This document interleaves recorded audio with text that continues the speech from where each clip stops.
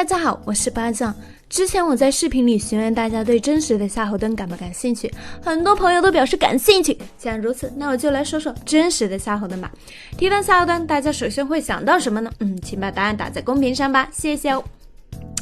我猜很多人会提到肉票将军、长麦将军这两个称呼。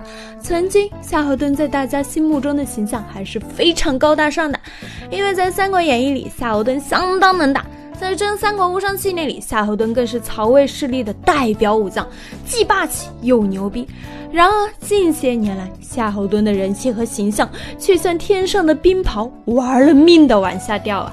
如今很多人心中的夏侯惇就是一个从没打过胜仗还被小兵轻易绑票的纯废物，纯粹就是仗着跟曹操关系好，就这么舔着脸混日子。然而事实真的如此吗？我们看一下史料可以发现，魏晋时期包括曹操、司马炎在内的多名大佬都给了夏侯惇非常高的评价，司马炎更是将夏侯惇称为魏之元公。注意，夏侯惇的后人并没有很强的地位和势力，司马炎没必要吹捧他，这样的评价应该是出于真心的。所以说真实的夏侯惇绝不可能是很多人心中的那个废物，他能干到那样的地位，得到这么高的评价，肯定是有真材实料的。本期视频我就来反驳一下常见的贬低夏侯惇的观点吧。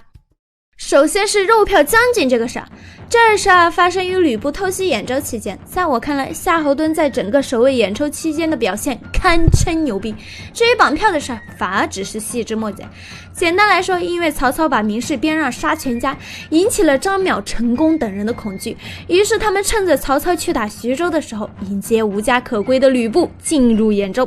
吕布入兖州以后也没犹豫，直接就带兵扑向鄄城，因为曹操的家属全在这儿，他想给曹操来一出汝妻子我自养之。留守鄄城的荀彧知道后，立刻召唤守在濮阳的夏侯惇前来协助防守。夏侯惇知道以后，做出了一个相当霸气的举动，只带清军前往救援。在夏侯惇看来，鄄城要守住，濮阳一样不能丢。只带轻装部队，一是为了加速，二是为了把辎重留给守城部队，加强防御力量。没事，对付你吕布，用轻装部队足够。在路上，夏侯惇正好撞向了扑向鄄城的吕布。吕布的兵力虽然不多，只有几百，但都是骑兵，而且吕布本人有多能打，不用多说了吧。夏侯惇虽然在兵力方面占据了一定优势，可他带的都是战斗力打了折扣的轻装部队，骑兵估计也很少。面对这种情况，一帮人估计早就吓尿了，然而惇哥却丝毫不惧。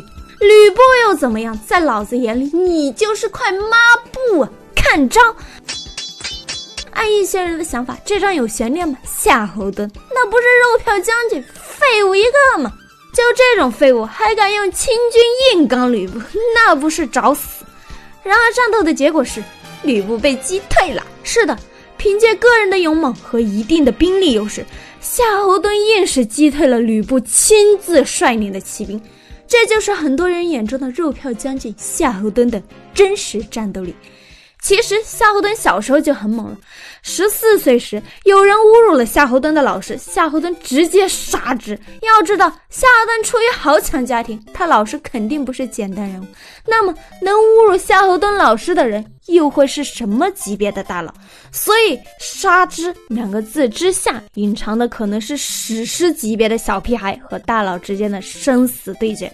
所以说夏侯惇从小就是个猛男啊。遗憾的是，夏侯惇的表现很完美，曹操却坑爹了。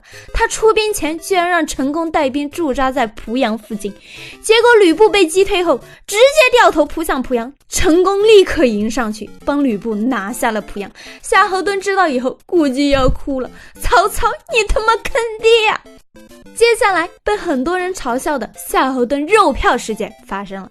吕布拿下濮阳以后，心生一计，派人诈降夏侯惇。夏侯惇这哥们儿比较单纯善良，就信了。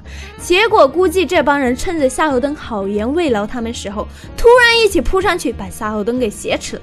然而他们最终啥也没干成，因为这帮绑匪实在太怂了。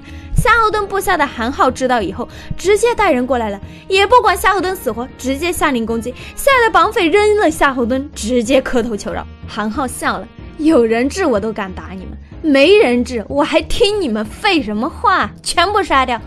很多人喜欢用这件事嘲笑夏侯惇，然而我就纳闷了，这件事能说明什么？说明夏侯惇用兵不行？被绑架跟用兵有啥关系？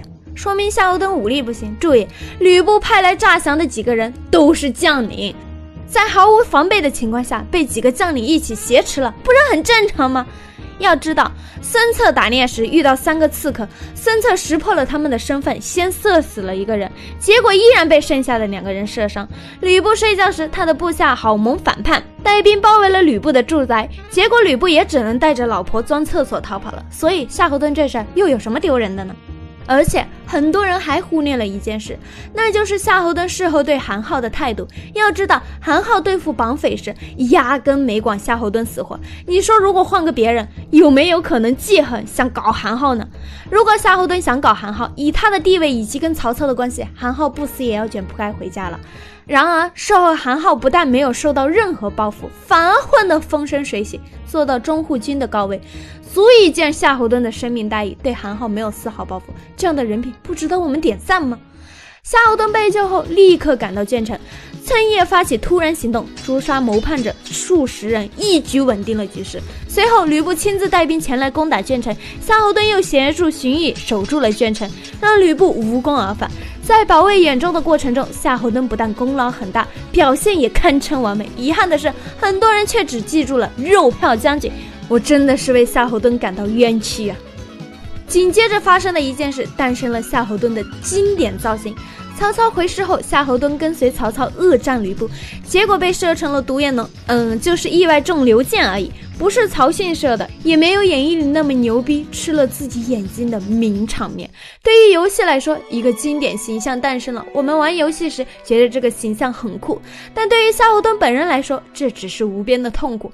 好好的眼睛就这么没了一个，你换位思考一下，这得多难受啊！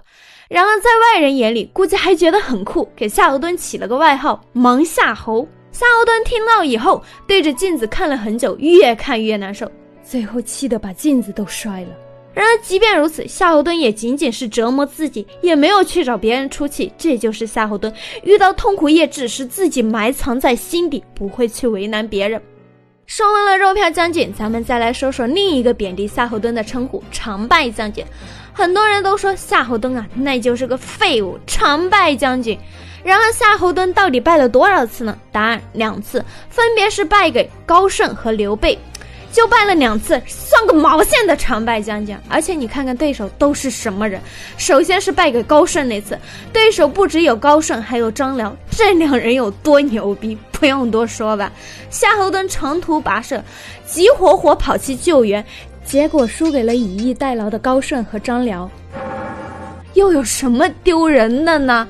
再有就是中了刘备的计策，被刘备击败。要知道刘备在历史上本来就是一个非常厉害的统帅，平4郡，攻取蜀地，攻取汉中，都是刘备亲自指挥取得的胜利。面对这样的猛人，被打败也不丢人吧？而且夏侯惇中计后能坚持死战，撑到援军到来而获救，这不是也很符合夏侯惇勇猛的特征吗？好了，看完以上内容，相信大家对真实的夏侯惇应该有了初步了解。他绝不是什么肉票将军、常败将军，相反，他指挥能力不弱，个人武力更是相当强，人品也非常高尚，是个标准的霸气猛男。然而夏侯惇的全部实力还远不止这些，他还拥有一个超级牛逼的能力，正是凭借这项能力，夏侯惇才能一直受到曹操的重用，并且得到了为之元功的评价。那么夏侯惇的这项能力到底是什么呢？我们又该如何评价夏侯惇呢？这些就留到下一期再说吧。喜欢这个视频的朋友就给个关注和3连吧，大家的支持是我努力创作的最大动力。那拜拜啦。